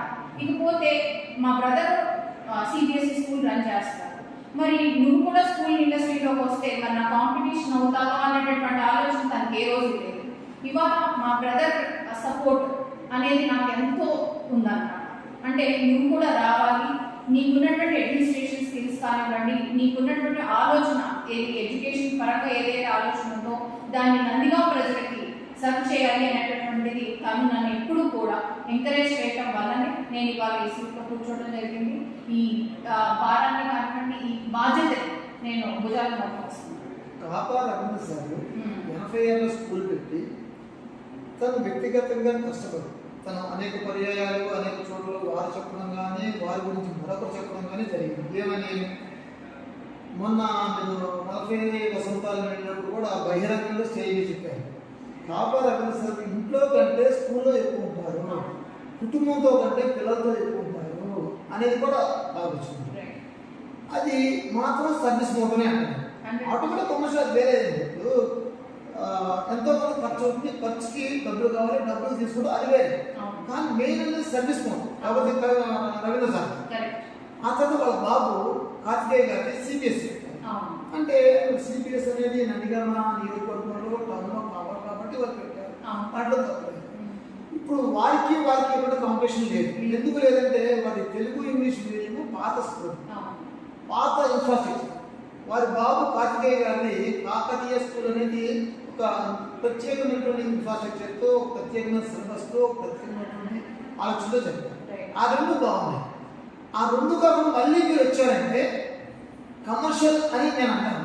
ఓకే, దానికి నా ఆలోచన ఏంటంటే ఇప్పుడు వ్యక్తిగత డాడీ దాంట్లోనే వెళ్ళొచ్చు, లేదు అనే దాంట్లో వెళ్ళొచ్చు. ఎందుకంటే వారిద్దరు స్ఫూర్తి ఈ రోజు ఓపెనింగ్ రోజు కూడా వారిద్దరు చదివితే జరిగింది. కాబట్టి మేము ఇప్పుడు ఒకటే అనుకుంటాం. కానీ మీరు డబ్బులు తట్టుకోవడానికి, ఎందుకంటే ఈ ఇన్ఫ్రాస్ట్రక్చర్ దేవచ్చం చేశారు, చాలా ఖర్చు పెట్టారు. మీకు అడ్మిషన్ ఎంత వస్తుంది అని మీరు అన్నట్టుగా ఒక ఎయిమ్తో మీరు ఈ ఇన్ఫ్రాస్ట్రక్చర్ మొత్తాన్ని ఏర్పాటు చేయడం జరిగింది. ప్రతి ఫ్లోర్ కూడా ఒక భిన్నంగా మీరు ఏర్పాటు చేస్తారు. ప్రతిది కూడా ప్లే స్కూల్ ఒక పద్ధతి, ఒక గ్రౌండ్, అలాగనే ఎల్కేజీకి ఒక గ్రౌండ్, అట్లాగనే క్లాస్ 7th ఒక గ్రౌండ్, అట్లా రంగులు కూడా మార్చుకుంటూ, ఇన్ఫ్రాస్ట్రక్చర్ కూడా మార్చుకుంటూ ఒక ప్రత్యేకమైనటువంటి శైలిలో పెట్టడం జరిగింది. ఇంత ఖర్చు పెట్టి మీరు ఒక సర్వీస్ కూడా కాకుండా ఇంత ఖర్చు పెట్టారు, ఇంత ఖర్చుకు తగిన ఫలితం మీకు వస్తుంది అని భావిస్తున్నాను. మీరు అడిగిన మొదటి ప్రశ్న ఏంటంటే కమర్షియల్గా పెట్టారని మీరు అంటున్నారు. దానికి నా జవాబు ఏంటంటే, ఇవాళ కాకతీయ స్కూల్ అంటే అపోలో స్కూల్ సార్ రన్ చేస్తుంది, రవీంద్ర గారు రన్ చేస్తుంది ఏదైతే ఉందో, అది దాంట్లో ఉన్నది ట్రెడిషనల్ మెథడ్ ఆఫ్ టీచింగ్. అంటే ఇప్పుడు మీరు నేను ఎలా చదువుకున్నాము, అప్పుడు అక్కడ పిల్లలు కూడా అదే విధంగా చదువుతున్నారు. ఇక్కడ ఉన్నటువంటి మార్పు, ఇందాక నేను చెప్పింది కమ్యూనికేషన్ గురించి చెప్పాను, ఫిజికల్ యాక్టివిటీ గురించి చెప్పాను. ఎడ్యుకేషన్ సిస్టంలో నేనేం చేంజ్ తీసుకొచ్చానంటే డిజిటల్ క్లాస్ రూమ్స్ అనేది ఏవి విజయవాడ, హైదరాబాద్, బెంగళూరు లాంటి సిటీస్లో ఏదైతే డిజిటల్ క్లాస్ రూమ్స్ ఉన్నాయో, మరి స్క్రీన్ పెట్టగానే సరిపోదు కదా, దాన్ని కూడా కమర్షియల్గానే మీరు చూడవచ్చు. దానికి నా ఆన్సర్ ఏంటంటే స్క్రీన్ అనేది ప్రొడక్టివ్గా వాడతాం. ఫస్ట్ స్క్రీన్ అనేది ఏంటంటే ఒక కాన్సెప్ట్ ఆఫ్ ద లెసన్ని చూపించడానికి, విజువల్గా ఎప్పుడైతే పిల్లాడు చూస్తాడో దాన్ని ఎక్కువ కాలం గుర్తుపెట్టుకుంటాడు. ఆ కాన్సెప్ట్ని ఇంట్రడ్యూస్ చేసిన తర్వాత టీచర్ ఆ కాన్సెప్ట్ని ఆ లెసన్ని స్టార్ట్ చేస్తారు. లెసన్ స్టార్ట్ చేసిన తర్వాత వాళ్ళకి అర్థమయ్యేది ఏంటంటే, అదే నేను ఇందాక స్క్రీన్ మీద చూసింది ఇప్పుడు మేడం చెప్తుంది కరెక్ట్ అంటే they will connect the dots and they will try to understand it in better way. రెండోది, దాని తర్వాత మీరు నేను చదువుకున్నప్పుడు లెసన్ అయిపోగానే టీచర్ ఏం చేస్తారు, రాగానే క్వశ్చన్కి ఆన్సర్స్ ఇచ్చేస్తారు, నువ్వు చదువుకో అని అంటారు. కానీ ఇక్కడ చేసేది ఏంటి అంటే మన స్కూల్లో అసలు నేను రెండు విధాలుగా చెప్పాను, విజువల్గానూ చూసాము, తర్వాత ట్రెడిషనల్ మెథడ్ ఆఫ్ టీచింగ్లోనూ చూసాము. ఇప్పుడు నీకేం అర్థమైందో నువ్వు నాకు చెప్పు అంటే డైరెక్ట్గా నోట్లో అన్నం పెట్టేయకుండా నువ్వు కలుపుకొని తిను అనేటటువంటి పద్ధతి. నీకు ఎంతవరకు తినగలుగుతావో నేను చూస్తాను, దాని తర్వాత నువ్వు తినలేని పక్షాన అప్పుడు నేను నీకు నోట్లో పెడతాననేటటువంటి పద్ధతి. అంటే ఏంటి, ఫస్ట్ వాళ్ళకి 100% అర్థమవుతుంది అని అనుకోవడానికి లేదు. 20% కానివ్వండి, 30% అర్థమైనా కూడా ఆ 70% ఎక్కడ ల్యాకింగ్ అనేది టీచర్ అర్థం చేసుకొని వాళ్ళని అక్కడి నుంచి హ్యాండ్ హోల్డ్ చేసి, ఇదిగో నువ్వు చెప్పేది కరెక్టే కానీ ఇక్కడ లోపం ఉంది కాబట్టి ఇది నువ్వు నేర్చుకో అనే పద్ధతిలో ఎడ్యుకేషన్ సిస్టమ్ తీసుకొచ్చాను. ఇకపోతే వేరే స్కూల్స్ గురించి నేను పెద్దగా మాట్లాడదలుచుకోను, ఎందుకంటే మేము పేరెంట్స్ నుంచి ఎక్కువ వింటాము వాటి గురించి కంటే, అంటే మేము డైరెక్ట్గా వాటి గురించి ఎంక్వైరీ చేసుకునే దానికన్నా పేరెంట్స్ మాకు ఇచ్చేటటువంటి ఫీడ్బ్యాక్, క్యాంపెయినింగ్ కానివ్వండి, డోర్ టు డోర్ అడ్మిషన్ అయ్యేదాకా కూడా వాళ్ళు ఎట్లా పట్టి పీడిస్తారు అనేటటువంటి మాట మీకు తెలుసు. కానీ క్లవర్నెస్ కమర్షియల్ అయి ఉంటే కనుక మేము ఏ రోజు కూడా డోర్ టు డోర్ క్యాంపెయినింగ్ చేసి మీరు అడ్మిషన్ ఇవ్వాల్సిందే అనేటటువంటి ఆలోచన లేదు. ఇవాళ క్లవర్నెస్కి వచ్చినటువంటి ప్రతి అడ్మిషన్ కూడా కాకతీయ అండ్ అపోలోకి ఉన్నటువంటి నేమ్తో వాళ్ళు ఆ ఫీ స్ట్రక్చర్స్ అన్నీ చూసుకొని దీనికి ఎంతవరకు కావాలని అనుకుంటారో, దీంట్లో ఉన్నటువంటి స్ట్రెస్ ఫ్రీ ఎడ్యుకేషన్ ఏదైతే కావాలనుకున్నారో కేవలం దాన్ని నమ్మి జాయిన్ అయిన వాళ్ళు ఉన్నారు తప్పితే మీరు జాయిన్ అవ్వండి అని మనం వెంటబడి జాయిన్ చేసిన వాళ్ళు ఒక్కరు కూడా లేరు. చివరిగా ఈ క్లవర్నెస్ స్కూల్లో ప్రత్యేకత అంటే డాడీ స్కూలు లేదా అన్నయ్య స్కూలు లేదా మరో స్కూలు కాకుండా అసలు ఈ స్కూల్ యొక్క ప్రత్యేకత ఏంటి, దీనిలో ఉన్న విశిష్టత ఏంటి? నేను ఇందాక చెప్పినట్టుగా ఇన్ఫ్రాస్ట్రక్చర్ చేంజ్ అనేది తీసుకొచ్చాను. దాని తర్వాత ప్రతి టీచర్ మనం ఎవరు హైర్ చేసినా కూడా వాళ్ళని ఖచ్చితంగా కరికులం ప్రకారం మనం ఏదైతే కరికులంని ఆప్ చేస్తున్నామో ఆ కరికులం ప్రకారం ఖచ్చితంగా ఒక 3 days ట్రైనింగ్ ఇచ్చి, దాంతో middle of the academic year కూడా మనకి ఎక్స్టర్నల్ ట్రైనర్స్ వచ్చి ఆ కరికులంకి అనుగుణంగా వీళ్ళు చెప్తున్నారా లేదా అనేటటువంటి మానిటరింగ్ అనేది ఉంటుంది. సో ఆ పరంగా digital class room enabled curriculum కానివ్వండి ట్రైన్డ్ టీచర్స్ని మన క్లాస్ రూమ్స్లోకి పంపించడం జరుగుతుంది. అంటే ఫస్ట్ వచ్చేటప్పటికి ప్రతి పిల్లవాడికి కమ్యూనికేషన్ అనేది ప్రాధాన్యం. కరెక్ట్. రెండవది డిజిటల్ క్లాస్ తో మీరు విద్యాభ్యాసం చేస్తారు. మూడవది వచ్చేటప్పటికి స్ట్రెస్ ఫ్రీ కంప్లీట్ గా చెప్తారు, వాడికి ఏమర్థమైందో అడుగుతారు, అక్కడ నుంచి స్టార్ట్ చేస్తారు. రిమైనింగ్ అనేది ఫిల్ఫిల్ చేస్తారు. 50% అర్థమైతే రిమైనింగ్ 50% వాడిని మోటివేట్ చేస్తారు. ఇది మూడవది. నాలుగవది వచ్చేటప్పటికి ఫిజికల్ గా మరి శారీరక దాడి కానీ లేదంటే ఆరోగ్యపరంగా కానీ లేదా పిల్లలకి అన్నిటికీ ఉపయోగపడే విధంగా చేస్తారు. ఇంకా ఇవి ప్రత్యేకత. దాంతో పాటుగా మేము ఈ starting of the academic year కాబట్టి మనకున్నటువంటి ఏదైతే లిమిటెడ్ స్ట్రెంగ్త్ ఏదైతే ఉందో దాన్ని ఆలోచించి ఇవి ఇంట్రడ్యూస్ చేయడం జరిగింది. As we grow year by year మా ఆలోచన ఏంటి అని అంటే సివిల్స్ రిలేటెడ్ ఏదైతే ఉందో ఇప్పుడు చూస్తే మీరు బాలలత గారు కానివ్వండి, జేడి లక్ష్మీనారాయణ గారు కానివ్వండి, వాళ్ళకు కొలాబరేట్ అయ్యి సివిల్స్ రిలేటెడ్ దాన్ని కూడా మనం తీసుకురావాలి ఎడ్యుకేషన్ సిస్టంలో. అందరూ ఐఐటి, నీట్, ఒలింపియాడ్ వీటి వైపు చూస్తున్నారు. సో ఇకపోతే సివిల్స్ వైపు ఎందుకు చూడకూడదు మన పిల్లలకి? ఆ రకమైన కోర్సెస్ ని ఏం తీసుకురావచ్చు స్టార్టింగ్ ఫ్రమ్ స్కూలింగ్ అనేది ఒక ఆలోచన ఉంది. దాంతోపాటు ఐఐటి అడిగే పేరెంట్స్ చాలా మంది ఉన్నారు. సో ముందు ఫోకస్ అనేది stress free education, as I said. At the same time co-curricular activities మీద మనం బాగా ఫోకస్ ఇస్తాము. చెస్, యోగా, మనకున్నటువంటి లిమిటెడ్ స్పేస్ లో వాటిని ట్రైనింగ్ ఇస్తాము. దాని తర్వాత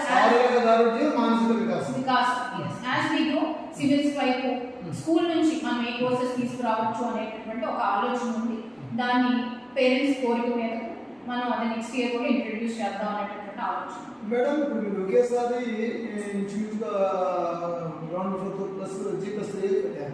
ఇంచుమించుగా ఒక 32 రూమ్స్ ఉండొచ్చు.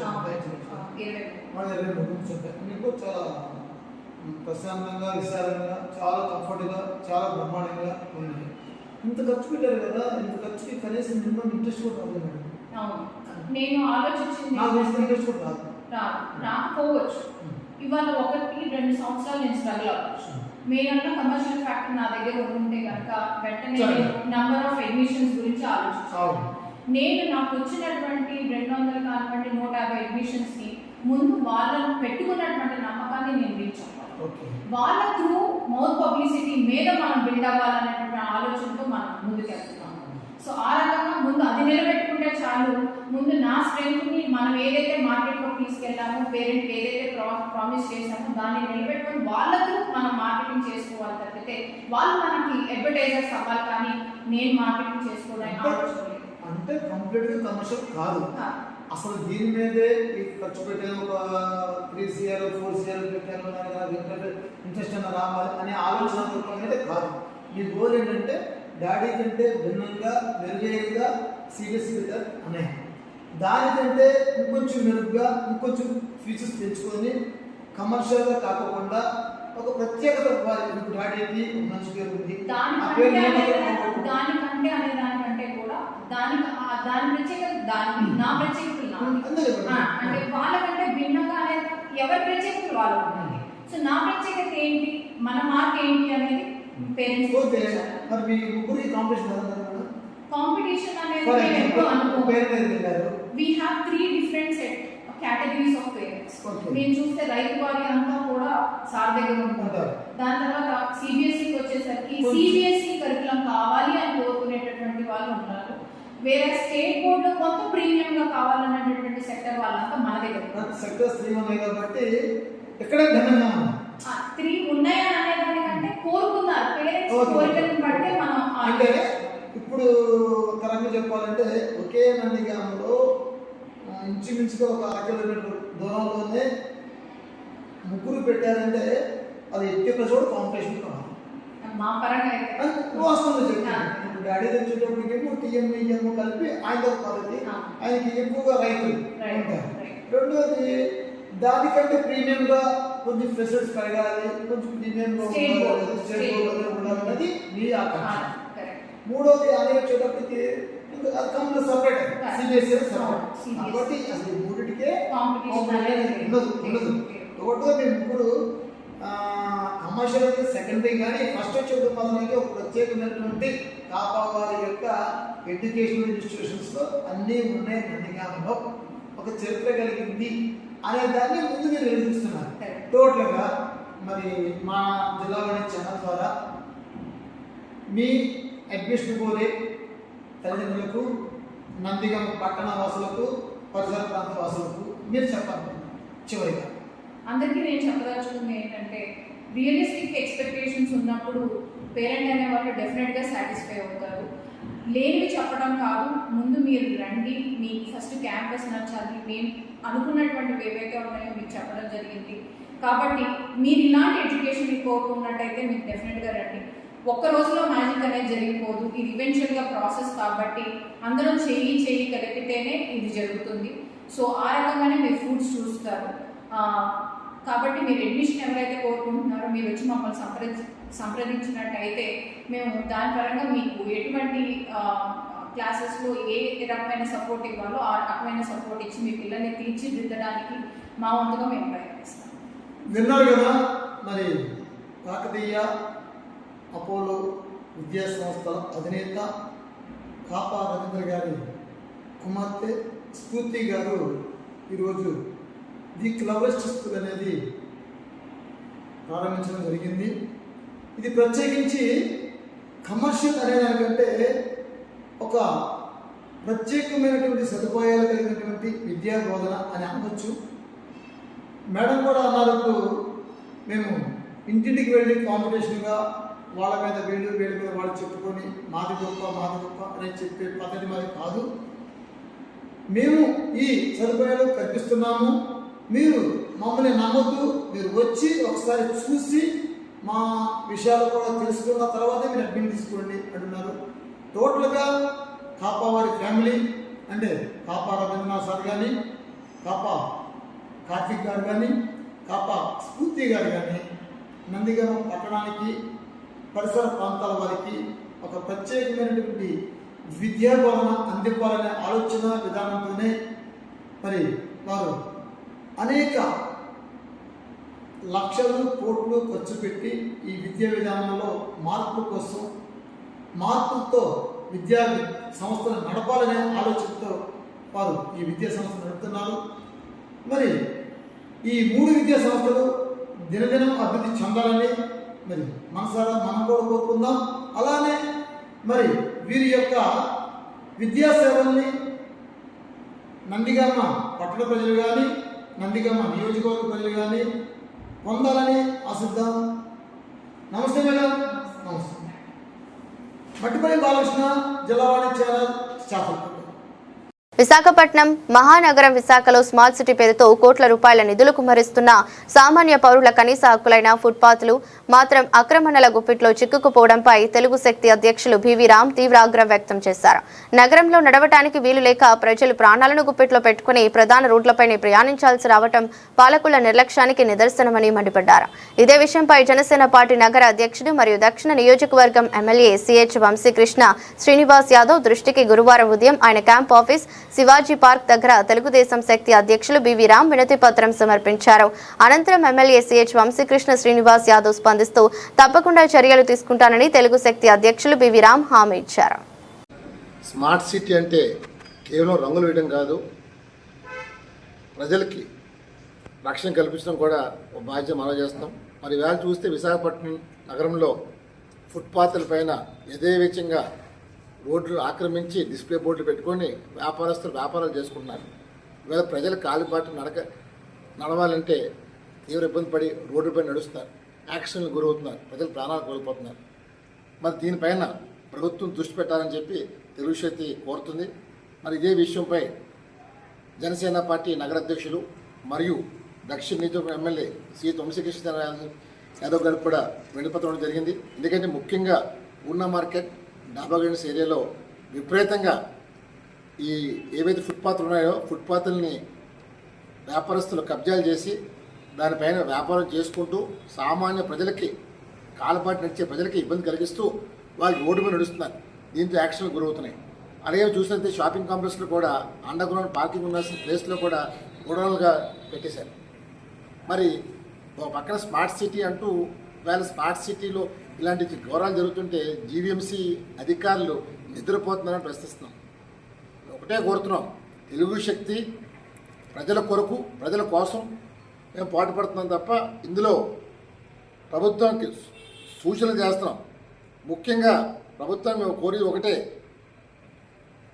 జీవీఎంసీ ట్రాఫిక్ పోలీసులతో ఒక టాస్క్ ఫోర్స్ ఏర్పాటు చేస్తే అయితే డెఫినెట్గా కొంతవరకు ప్రజలకి మేలు జరుగుతుంది. అలాగే ఎవరైతే వ్యాపారస్తులు రోడ్డుపైకి వచ్చి చేస్తున్నారో అలాంటి షాపింగ్ కాంప్లెక్స్ లైసెన్స్ రద్దు చేస్తే భయపడి రోడ్డు మీద పెట్టడం మానేస్తారు. ఒక విప్లవమైన చర్యలు తీసుకోవాలి. ఈవేళ మన చిన్న చిన్న వ్యాపారాలు అమ్ముకుంటే వాళ్ళ మీద మనం చర్యలు తీసుకుంటున్నాం, కానీ బడా వ్యాపారం ఎందుకు తీసుకుంటూ అడుగుతున్నారు. ఈవేళ వాళ్ళు కూడా వెండర్ జోన్ ఏర్పాటు చేసి ఒక దగ్గర కేటాయిస్తే డెఫినెట్గా సామాన్యుల ప్రజలు కూడా అందుబాటులో ఉంటుంది. మనం గతంలో మన జీవీఎంసీ ఎల్ఐసి బిల్డింగ్ దగ్గర ఏదైతే పెట్టారో స్ట్రీట్ వెండర్స్ పెట్టి తీశారు. మేము కోరుతుంది ఒకటి, ఏదైతే ఫుట్పాత్లు ఆక్రమించి చేస్తున్నారో వాళ్ళపైన చర్యలు సుప్రీంకోర్టు కూడా స్పష్టమైన తీర్పు ఇచ్చింది. ప్రజలకి అసౌకర్యం కలగకుండా చూడాల్సిన బాధ్యత ఉందని చెప్పి, మరి సుప్రీంకోర్టు తీర్పులు కూడా ఇవాళ జీవీఎంసీ పట్టించుకుంటుందంటే మరి ఎటు వెళ్ళిపోతుందో మాకు అర్థం కావట్లే. వాళ్ళు డెఫినెట్గా ఒకటే కోరుతున్నాను ప్రభుత్వాన్ని, ప్రజలు భద్రత మన ముఖ్యం. అంతేగాని ఇవాళ స్మార్ట్ సిటీ అంటే ₹1,00,00,000 ధనాన్ని మనం పెడుతున్నాం, కానీ ఆ డబ్బులు ఏమవుతుందో అర్థం కావట్లే. ఒకటే కోరుతున్నాను స్థానిక ఎమ్మెల్యే గారిని, డెఫినెట్గా మీ పరిధిలో ఉన్న దక్షిణ నియోజక పరిధిలో ఉన్న ఈ పూర్ణ మార్కెట్ కానీ ఈ డాబా గన్స్లో కానీ చర్యలు తీసుకుని కోరుతున్నాను. విశాఖపట్నంలో మనం చూస్తే గాజువాక, ఇటు హెచ్పి కాలనీ, వెంకోజీపాలెం, ఎంబీపీ దగ్గర రోడ్డు మీదే వ్యాపారస్తులు ఆక్రమించి చేస్తున్నారు. సో నేను కోరేది ఒకటే, స్మార్ట్ సిటీగా కాబట్టి విశాఖపట్నాన్ని ఆ చర్యలు తీసుకోవాలి, కఠినమైన చర్యలు తీసుకోమని కోరుతున్నాను. డెఫినెట్గా రంగుల మీద చూపే శ్రద్ధ ప్రజలపైన చూపించమని చెప్పి ప్రభుత్వాన్ని కోరుతాను. దీనికి వంశీకరణ స్పందిస్తూ తప్పకుండా చర్యలు హామీ ఇచ్చారు. మేము డెఫినెట్గా ప్రభుత్వాన్ని సూచనలు చేస్తూ ప్రభుత్వాన్ని ఒక ముందు పెట్టాలని, సమస్య ముందు పెట్టాలని చెప్పి ప్రభుత్వంలో ఈ అధికారులు చేస్తున్న తప్పుల్ని వేలు చూపించాలని చెప్పి మేము కోరుతాం. ప్రజలు అంతిమంగా మా లక్ష్యం ఒకటే, ప్రజలు బాగుండాలి. ప్రజల కొరకు తెలుగు శక్తి ఎంత దూరం పోరాటం చేస్తాం తప్ప ఎవరికి భయపడమని చెప్పి మరోసారి. వార్తలు ముగించే ముందు మరోసారి హెడ్లైన్స్.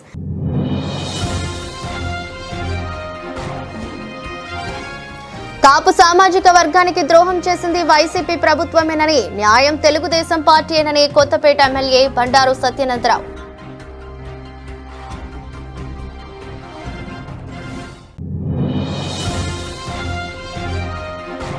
తుని నియోజకవర్గంలో నిరుద్యోగ యువతకు ఉపాధి అవకాశాలు కల్పించడమే లక్ష్యం. ప్రభుత్వ విప్ ఎమ్మెల్యే యనమల దివ్య ఆధ్వర్యంలో మరో మెగా జాబ్ మేళా.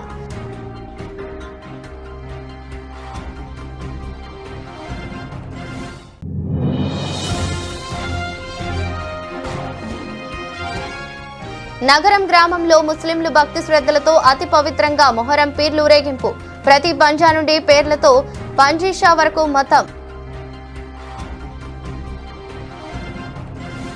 ఇది రోజు బులెటిన్. మరో బులెటిన్లో మళ్ళీ కలుద్దాం. అంతవరకు సెలవు. నమస్కారం.